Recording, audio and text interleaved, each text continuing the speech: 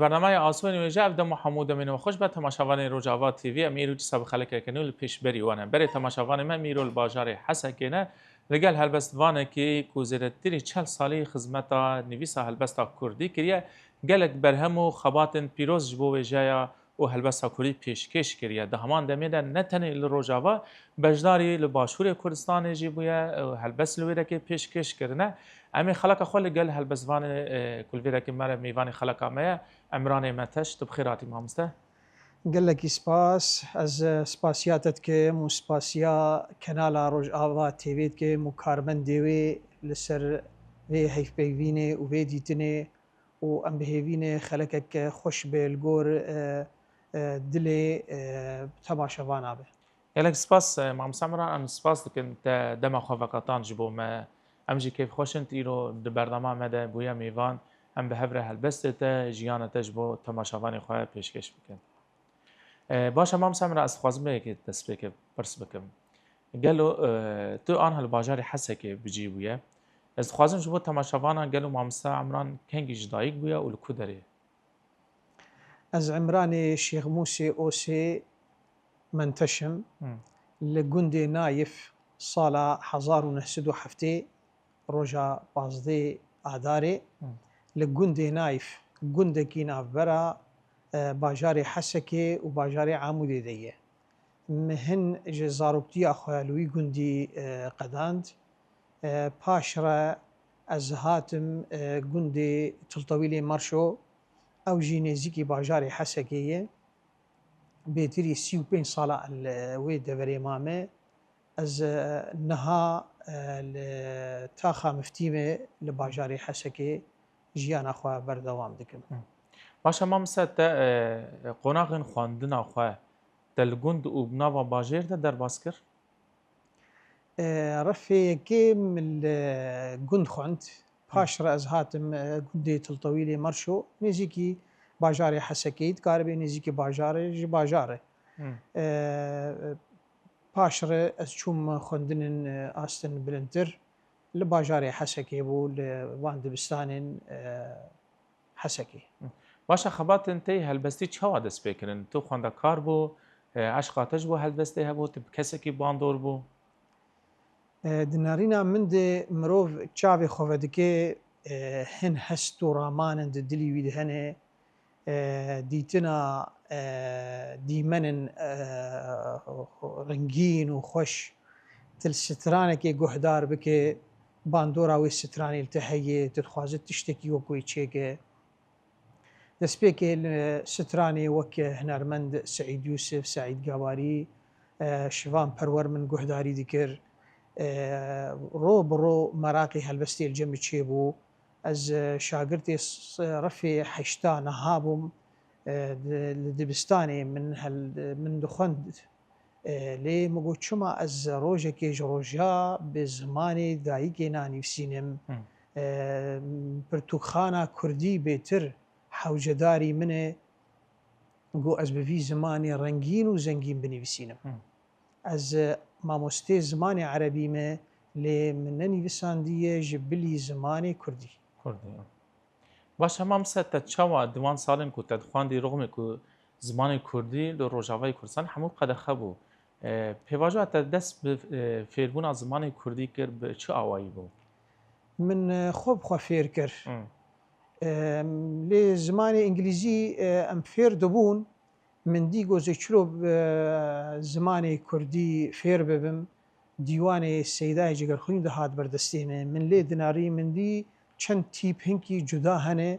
من جو روبرو مخند ومخوفها خفير كر دوي زماني ده يعني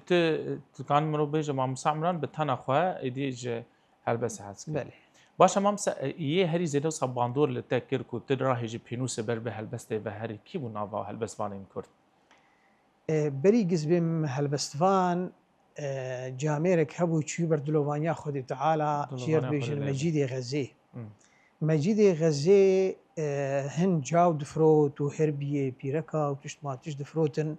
بازرگانك بود كاري بيجي دقريا لفان قندو باجاروكي حسكي بلكي دشوتا كوباني وعفريني جي بازرگان بوو لێ بازرگانی زمان بوو پند و هەلبەستی کوردی ددان هەف ژی بچووکانیا من لێ گوهدار کرد هەلبەستا سەیدای جگەرخوینشی مرگۆت وڵاتی کووردا تەفخیر و بێرێ هەمی معدەنە تەفزیب و زێڕێ ولۆ دلێ من بوو وەک عشقێکی حسکردنێکیش هەلبەستێڕێ پای وێڕێ هەلبەستی سەیدای جگەرخوین و سترانی شوان ئەو سترانی شوانی گژ دیوانە سەیدای جگەرخوین و سەیدای تیرێژ دڕیاوان سترانە ووان هەلبەستواناڕێ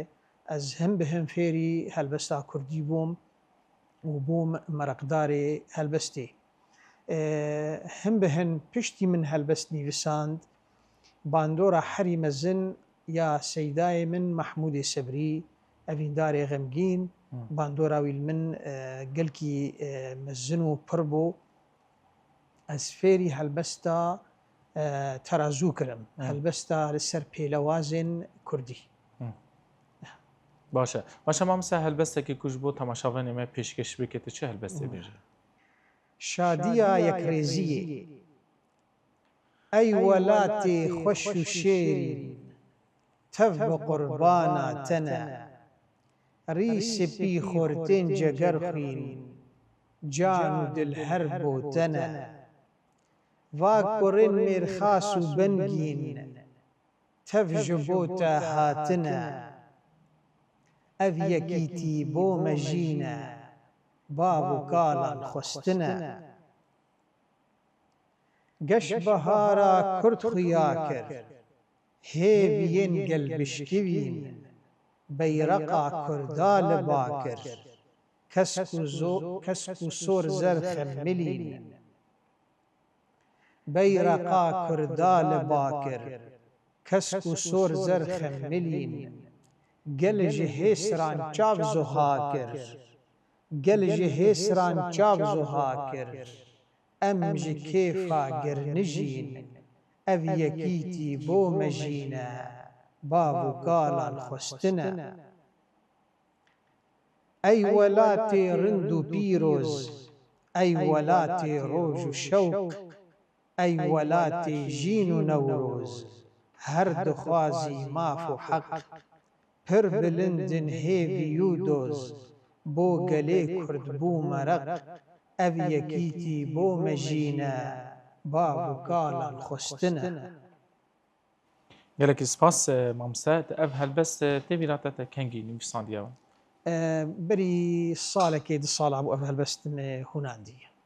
te têre behsa yekîtiyê kiriye بەلێ piştî konferansa ku hatibû çêkirin yan پشتی کۆنفراسی بوو konferansa پشتی کۆنفراسی çima mamۆستا helbestvan dema ku her helbestvanekî Kurd behsa dike jiyana wî her dem tu dizîne te bala xwe de heye ku helbestê wî ser yekîtiya Kurdan heye daxwaza her kesî vî rengî heye یەکیتیا کووردا دۆز و ئامانجە هەر مرۆڤێکی کورد ji çaxê xانî de bangekî tê kir û ta îro çi mirovê Kurd dixwaze gelê Kurd yek be yek helwest be yek rêz be xurtiya me û mêrantiya me û pêşketina me bi yekîtiyê bê yekîtiyê em lawazin em qelsin Başa mamۆsتا miran tu hemû hestên xwe di helbestê de tînî ziman helbest têra te hestên te dike هەلبەست ئاسۆیەک فرەیە dimînê ku helbestvan zîrek bê kare di helbestê de hestê xwe tev dixuya bike û zimanê me zimanekî rengîn e zengîn e li ser asta cîhanê zimanê heşta ye eger di hin zimanin dî jî tevlê bike zaravên Kurdî wek horamî û helbet ew jî Kurdî ne yanî dikaribê di asta çara pênca de yê li ser asta cîhanê ev zimanê Kurdî zimanekî berfireh e zimanê ku Seydayê Melle Ehmedê Cizîrî pênîvisandiye Ehmedê Cizîrî pênîvisandiye ev hest û evîna xwe xurt ev wê ne û ramanên xwe kûr bi vî zimanî dayî xuya kirin helbetê eger helbestvan zîrek be wê karibe hest û ramanê xwe bidixuyan di helbesta xwe de باشا مامۆستا ئەس وەیەکێ بێژم ینی بەحسا هەلبەستێ کرد کو هەلبەست دەمێ ku mirovekî bixwaze di çi rewşî de dibe mirov dikanê derbas bike. Ana dema ku Mamoste Emran helbesta dinivîsîne dixwaze bi tena xwe bimîne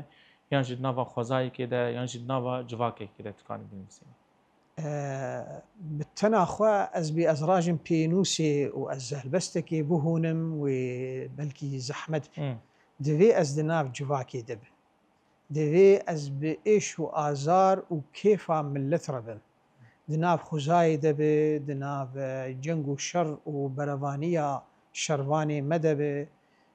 belkî carekê dawetekê bim, li şahiyekê bim, ez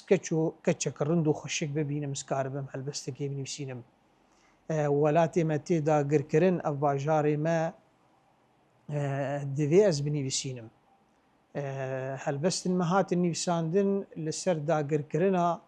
Kerkûkê û Efrînê û Serêkaniyê. Yani bûyer dibû di wê şevê de yan a pey wê re helbesta me amade bû. Başa Mamoste ez vê nêrînê hey te behsa vê mijareke girîng kir. Di nêrîna te de helbestvanê Kurd bêgiştî. Nêzî bûyerên ku li Kurdistanê çê dibin, nêzî wê yan dûrî wê jiyan dikin? Helbestvanê goj wijdan û gelê xwe be û diva bi wilo be. Divê bi bûyerê gilwelatî wî diqewimin.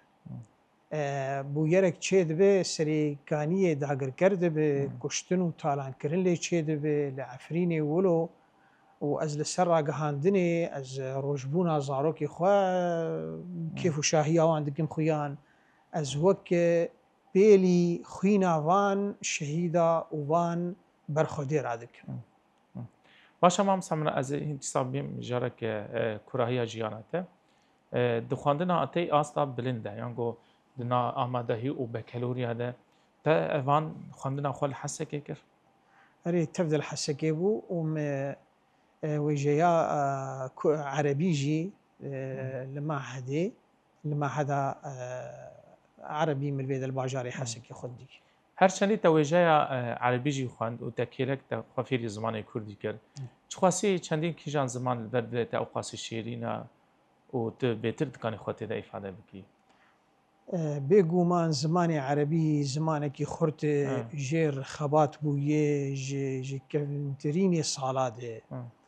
Milletekî li ser erda xwe maye, li ser xaka xwe maye. Tevlî wilo Qur'ana pîroz hin wêne û zimanê erebî xurt kiriye. Dema milletê erebî dagirker bû ji aliyê Osmaniya. Ek zimanê Osmaniyan jî ne zimanê erebî ba, wê zimanê erebî winda biba. 400 salî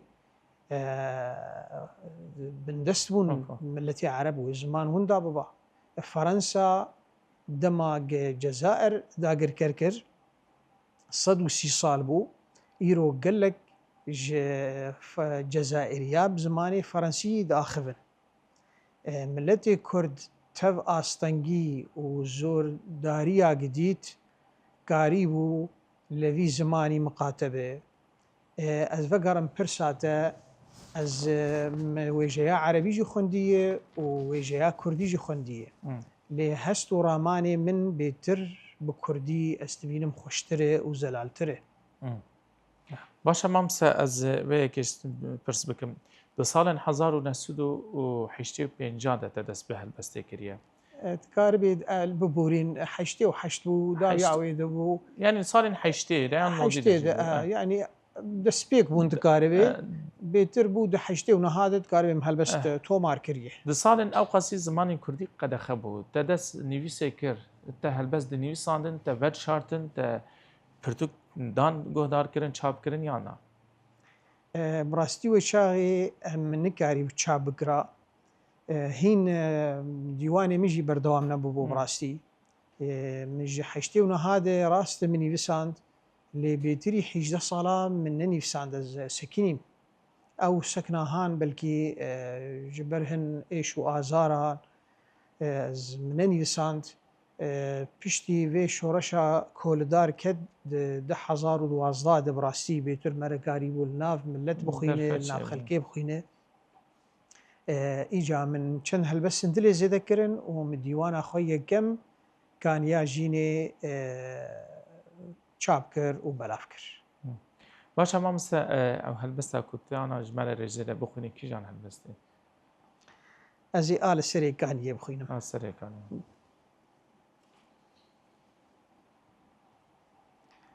هاوار و قیرینا کردا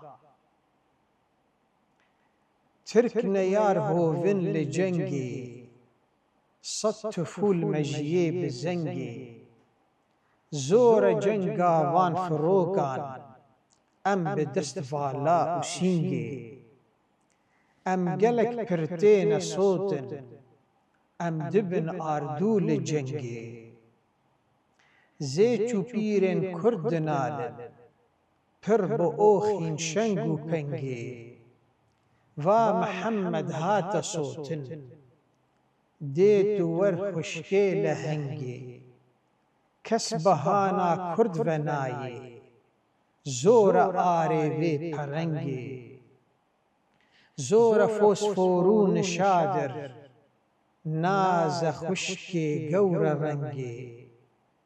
کانی آویز و هابون خوین بلند بوتا بچوگی لشکرین ترکو قریجن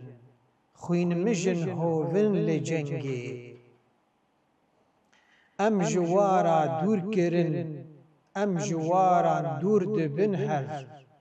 کوچ برن مینا قلنگی کاگلو مافی مروان کر رو گیج ناکن ودنگی قیر و هاواره لدارخن تف بتو پانو تونگی هر بهانا کرد و تیتن کوه کورا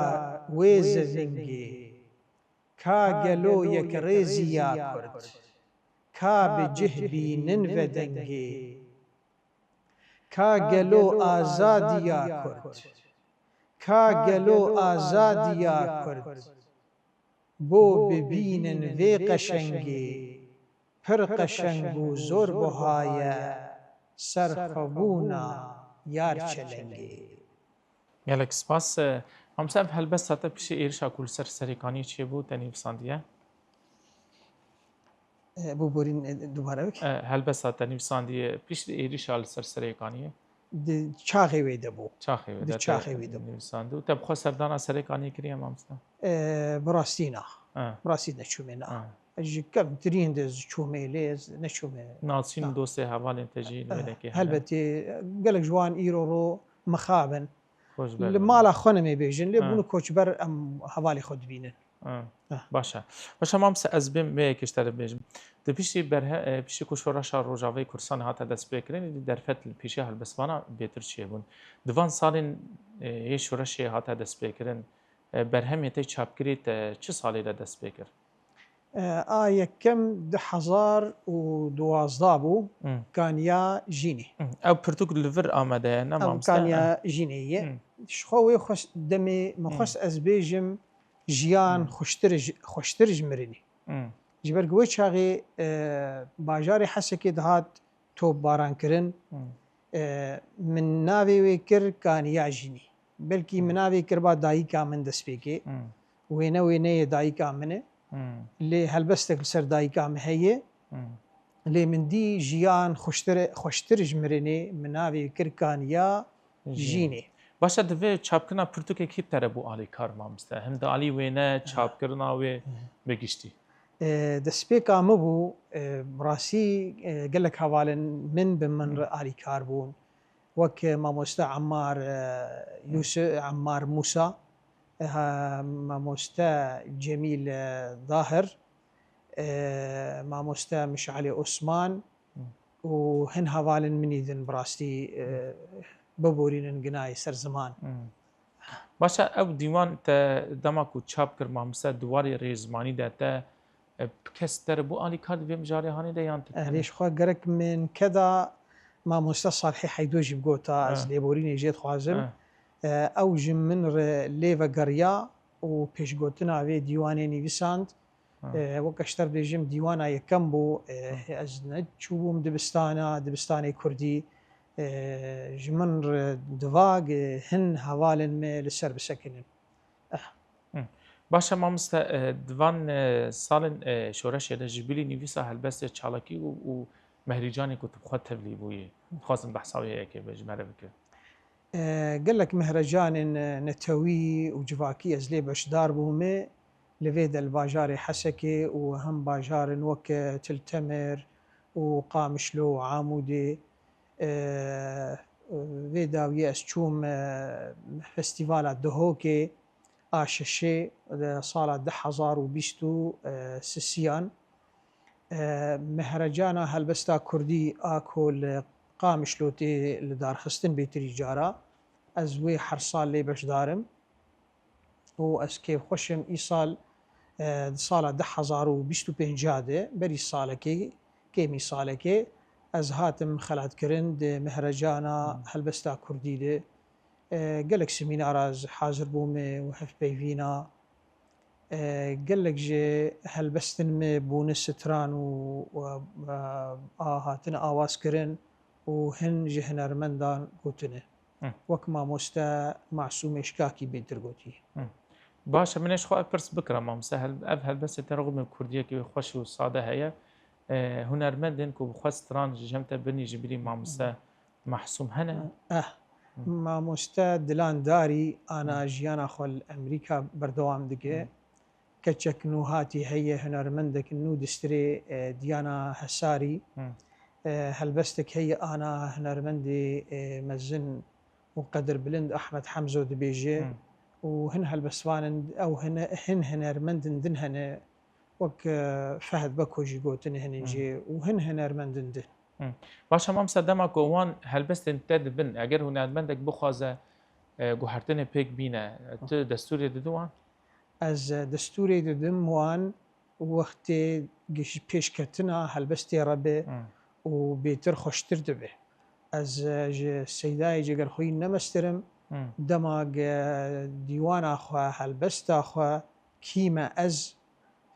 hunermend şivan kir kîne em û wek hin helbestvanên dinî navdar hegiyekî hunermend jê dixwest bi destûr jê dixwest gotin diguhert ji bo pêşketina kar texem tune. Başa mamoste ez bêm behsa berhema te diyem bikim ew çend sala çanda te te çap kir? Ewaya îja hinkî zû hat a kaniya jînê hinkî dereng ket piştî kaniya jînê dor sê çar sala 2017 de çap kir ew jî ev e? Derdê evînê derdê evînê. Derdê evînê. Te çima ev nav lê kiriye derdê evînê mamoste? Evîna yareyê û hem evîna welatê derdê evînê. Derdê evînê. Divê çapkina vê dîwana te de kesên ku te re bûne alîkar? Di vênadî jî lêvegera wê de mamoste Mişalî Osman mir bû alîkar û di lêvegerek dide Seydayê Mahmûdê Sebrî jî hinkî li ser sekinî tev ew bi vî rengîna nivîsîne rengê movika waya lê ji min re lêvegerek kir şêwekar Erfan Hemdê ew tabloya wî ye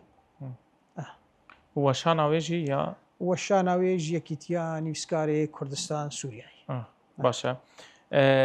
Berhema te siyem mamoste ez ew ê jî bigirin? Ew te salên çi de çap kiriye? Ew jî 2018 dihat piştî salekê piştî derdê evînê. Ew 2017 ev jî 18 Avaya îca taybetmendiyek wê heye piştî ku min Seydayê xwe Mahmûdê Sebrî nas kir û ez fêrî helbesta terazû kirim ev dîwan li ser pêlewazê Kurdî vaya. Lêvegera wê Seydayê Mahmûdê Sebrî û tabloya wê Dilxwaz İbrahîm e. û çapkirina wê çapkirin bi rastî camêrek hebû Rizgar Doktor Rizgar bi mer alîkar bû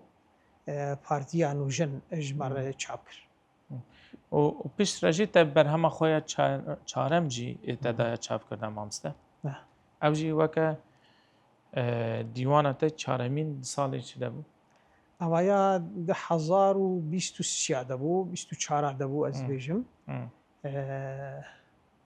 ئەوەیە دەستانە کۆچا داوی داستانە کۆچە داوی ئەوەیە چیرۆکێکێ لە ئەرزەرومێ چێبوویە لە گوندێ کەڤرێ قل چاغی سەفەربەر لە کاوێراندی چێبوویە چیرۆکەک بوو براستی مەرە کەدا هەواڵی خۆشببییر نەکێ چیەکی خەباتێک دەبەر وێژیا کوردیت کردبێ مامۆستا محەممەد زەکی ڕەمەدان یوسف ش دەوێ باوێ خۆگرتە بوو دەما کۆباوی وی لەشکریاوی نەچار سەردەما عوسمانیادێ لە باژارێ ئەرزەرومێ ژ دەوێ هەنکە ساگرتیە پاشڕە مامۆستا عەبدولحەکیم محەممەد ئەڤ ڕۆمان نویساند وەرگەڕاند زمانی کوردی دەستپێکی ڕۆمان بوو بە زمانی عەرەبی من ئەڤ هەل داستان خوند بڕاستی ئەس گەلێکی پێرە ئێشیام مندی هەمە کۆئەد نویسینم تاگۆ لە 875 مالگا سەکنی یعنی ئەو بخوا دەستانەیە تە شێوەیەکی هەلبەستی هوناندیە باشە بەرهەماتەی هەری داویێژی بەرهەما پێنجانە لە هەنگێن زەمینێ مەرەقدارێن ژینێ ئەو تە ساڵە چ چێکرێ مامۆستا ئەوایە ساڵە 25 چاپکردناوێژی وە شاناوێژی وەشاناوەیەکی تیانی وسکار کوردستان سووریا ئەو ژیا کوردستانە سووریەشن بیران بەێ باشە مامسە ئەز پشتە ئەو بەرهەمێ هەر پێش بەرهەمێتە چاپکردنە حتان هاژی خەباتێن تە بەردەوامەش بۆ بەرهەمێن و نو چاپکی هەلبەت مامۆستا هەن هەلبەستن مەعانا ئامادە دکم ژێ دیوانێک دڕە خودێگواری چەند چیرۆک لە جەم من هەنێ بڕاستی ئەدواری چیرۆکێ دێ ئەز هین نەوێرم چاپ بکەم ئەز ئاڕاست بێژم ئەس دخوازم چیرۆکن شایست من لایقی نیوساندنێ بن ئەس ناخوازم هەر تشتی چاپ بکەم بێگەز پستنی خۆ بدم گەلک هەواڵن مدبێژن هەلبەسێ دەجێ خۆگرتیە بەرا چیرۆکژی دوێ ئاستێ دەبنیان یعنی بەرهەمێتەین و ئێک و تو بخوازی چاپ بکی تێ دوارێ چیرۆکا دەبێ دواری چیرۆکا دێ و هەلبەتجی ئەز هین ئامادە دکەم لێ دیوانێک دێ چێ نەبووی نیوساندن بەردەوامێ باشە مامسەتە ناو ئاخافتنی خۆرە بەحسە خەڵاتە کرد حتانها مرۆتگانی بێت چەند خەڵات ji بۆ te hatiye pêşkêşkirin بڕاستی خەلاتە هەری مەزن ئەس دەبینم کۆ لە جواتێکی تە هەلبەستێکی بخوینێ و تو ببینێ ئەو کەسێ لە دۆراتە بوێ هەلبەستێر بئێشن یا پێر کێف بکەن خەلاتێکم تا ئانام وەرگرتیە کۆمیتەیە مەهرەجانە هەلبەستا کوردی ئەس دبینم خەلاتە هەری بلندر لە جەم من هەری هێژایە خەلاتە مەهرەجانە هەلبەستا کوردی نە خەلاتێک بچووکە خەلاتێک ژی کەڤنترینێ ساڵادێ خەباتکارە وێژەڤانە تێت کارکردیە ji sala 1993 de ta îro ev xelat wek Seydayê Tîrêj wek Mele Nûriye Hesarî wergirtine wek Mamoste Salihê Heydo wek Mamoste Ferhadê Ecmo wextê û gelek helbestvanê din ev a min di gera sihî de bû demagê ez jî xelatekê werdigirim divê astê de helbetê wê cê kêfxweşiyê be باشە مامسە گەلۆ مامسە عمران حتانها دوا ژیانە خۆ لە کۆژبەری دەربایی ڕۆژاوای کوردستانی بووە ئەس 2014 dê ez çûm serdana Kurdistanî tu bawer dike min şerm dikir min kî didît min digo ez ê vegerima من di cara ji mir hatiye û kesê derdora min zanin di cara ji min rê Swêsra hin kes li werin daxwaza min kirine gotine wer me gotî berî ez herim divê zivan dîwanê xwe تفدا بقتينم وأز بدمري دماغ أز جملة تشتكي بيجم وأز نوكي تشتيبم أز دبيجم قرك أز وي بينوس أخو بشكين يعني تدبي لازم هالبستوان بيبسكو هالبستوان دناوا جواكا خود ناوا جواكا خود به و پابندی نارینی خو به و تشتی بی باندک بلکیش نه هالبستوان ما بلکیش چوبان از راس تربیش بس من دي از بتشتكي باندكم دفي الجوري وتشتي قال لك هالبزمان ما سر غريبيه ديني بسن ما مستجبركو ايش غريبيه قال لك زحمه كده باشا ما مسهل بس هالدريزه تكجان هالبس ايش مره بخويا الزيفي جاري حرم هلبستك جواكي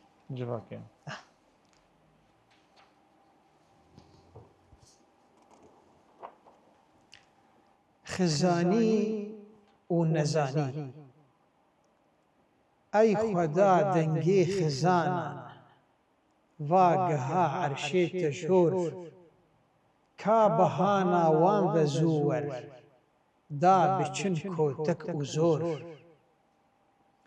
اف پريشان بي زمان وك مريان چونا گور او كتن دستين نزانين ين خودي امزا امور نانو قوتو آف چکاندن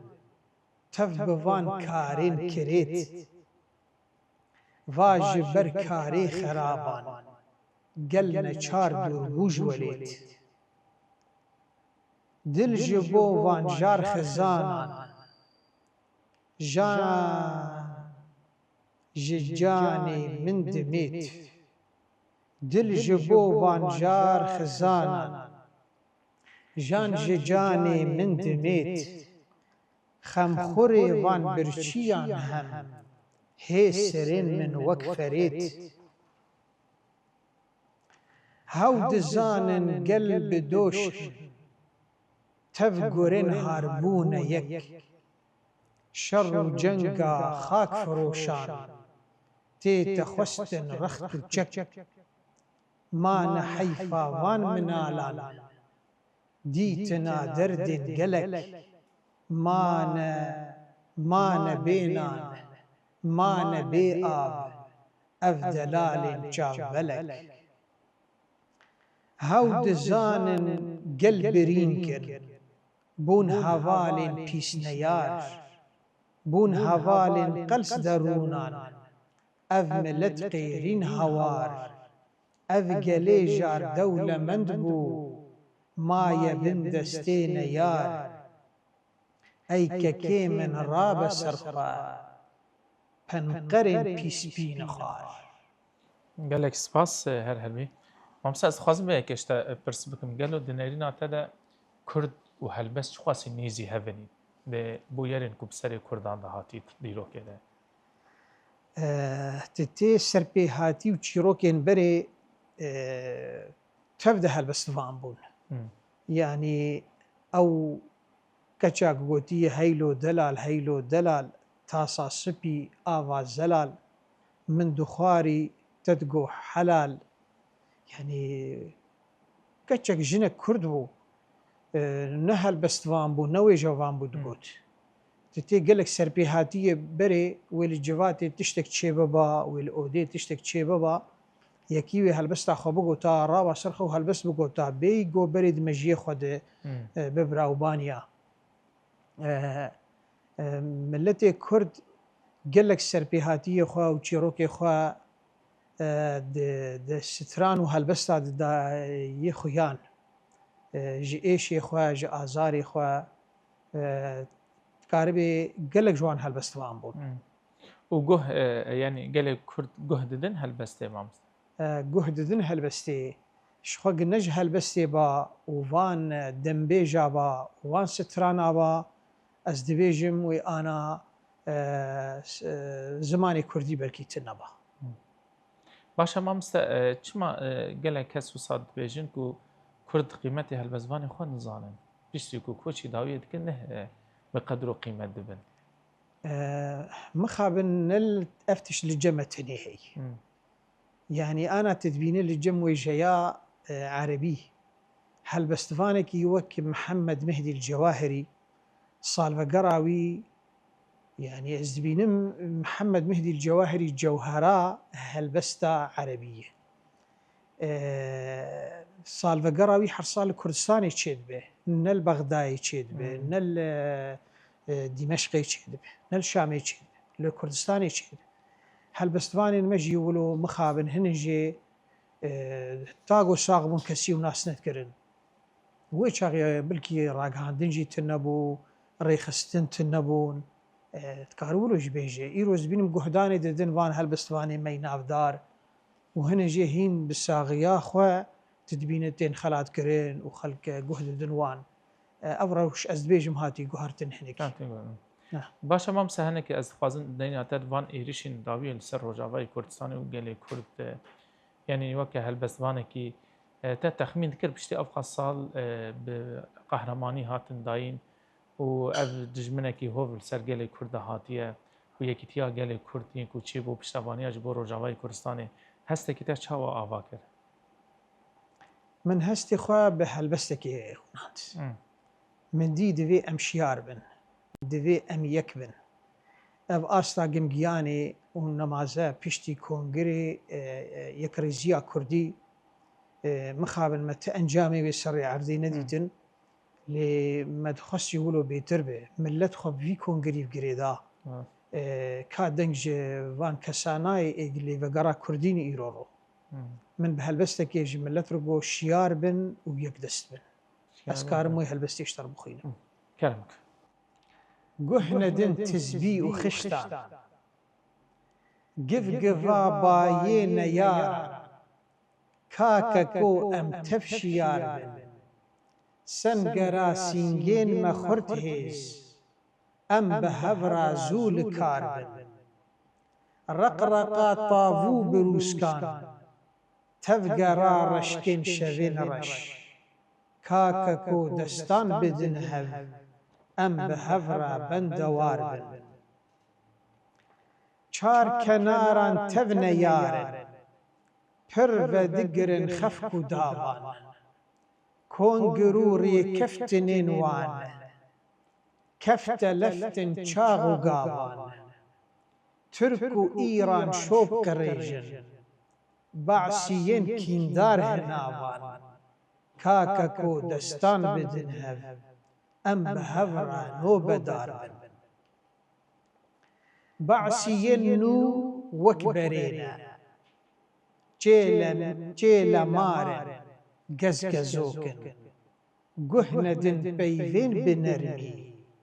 وەک بەرێنە بارچەمۆکن گوهنەدن تزبی و خشتان ئەڤنە یار هەر خاپینۆکن کاکە کۆ دەستان بدن هەڤ ئەم بە هەڤرا نۆ بەدار بن پستە پستا بارچەمۆکان ئەو نەقەنجن تەف کرێتن ئەو ژمێژدا وەک گۆرێن هار پڕژە خاکێ خوین دمێتن لێ بەهێزن لەشگەرێن کورد لێ بەهێزن لەشگەرێن کورد ئەم پەزۆتن ئار و پێتن کاکە کۆ دەستان بدن هەڤ ئەم بە هەڤرا نۆ بەدار بن gelek spas tu her hebî mamsa em êdî dawiyê têne xeleka xwe ya dawiyê jî ez du pirsên girîng ji te bikim di jiyana te de girêdayî te ye gelo di jiyana mamsa Emran de ji te herî xweş bûyera herî xweş çi bû بوویەرا هەری خۆش ئەز وەلات ڕزگار ببینێم و ئازات ببینێم ئەز وەک gelek mêrxas û عەگیدان bi hesretê nerim gorê ez azadiya Kurdistanê bibînim Başa û bûyera herî nexweş bi te re derbas bûye tiştekî wisa te zêde pê êşiyaye di jiyana te de dema got Kurd şerê hevdû dikin ew ya herî zehmet herî zehmet herî zehmet dijmin wê ji te bikuje ta got karib rast lêg em ji hevdû dikujin û em şerê hevdû dikin bûyera herî dijwar û zehmet ew e Başa mamste gotinekî tey dawiyê ji bo temaşevanê me ji bo gelê me çi dixwazî bêjî Ez dixwazim yek dest bin, yek helwest bin. Ez dixwazim xwendevanê me nû li wêjeya xwe guhdar bin, bixwînin, binivîsînin tiştê gokaribin, bi rojavê wê bibin helbest, wê bibin çîrok. Spas dikin her hêvîna mamoste ev bangên te ji bo xwendekarên me ji bo gelê me bicîbe em spas dikin tu bûyî mêvanê xeleka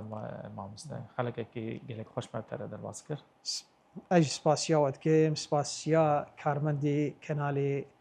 Rojava TV dikim û spasiya te dikim rengekî taybet û ev xort û hevalên me li pişt kamîra û yê li dengê û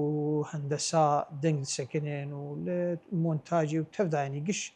wek dibe xebatkar in. Spas dikin mamoste Emran ez ê xatir bixwazim lê em ê dîsa jî bi dawî bi helbestekî te bi dawî bikine zor spas tu bûyî mêvanê berdame me belê temaşevanê bernameya Asûyê nûêje bi vî rengî jî em gihan dawiya xeleka xwe ya gel mamoste helbestvanê me yê li bajarê Hesekê Emranê Menteş bû jiyana wî berhem û xebatê wî me herî kêm ji we re pêşkêş kir em dîsa xatirê xwe bi helbestekî wî ji we dixwazin her şad û bextewar be. Awirên yar bi tu ji awir ji çavên kilkirî wê li dil danêm û êşa xincera yar ceger sod dil ji ber wê nalenal zor bi êşin penc û xiştên gawiran awirên wê dil qelaştin ay dilo ew mijankê wê ji rengê şeşberan mest û gêjin her ji ber jana te yar bûm benîştê ser zimanê sewteran ew kesê yarê bixwazî jê divêt can û dil wêran bikî me ji yê seran mane bes ev cerg û dil wêran kirin ax û oxînim ji xişma porzeran mane bes ev cerg û dil wêran kirin ax û oxînim ji xişma porzeran wê behara dil şeland û pûç kirin bûm birîndarê ciwan û dêmduran gazin û giliyan ji kêkim ey hewar dadgeha eşqê li alî dilberan gazina yarê ji kêkim ey dilo yar bibim dadê li nikwan dadweran heyf û tola dil hilînim ez jî yar ez dixwazim wê bibim birc û seran em bibin xweşbûk û zava bextiyar em biçin dîlan û cejn û konseran dağ bidin dewsa birînên kevnin û yar delal û xanima wan kêşweran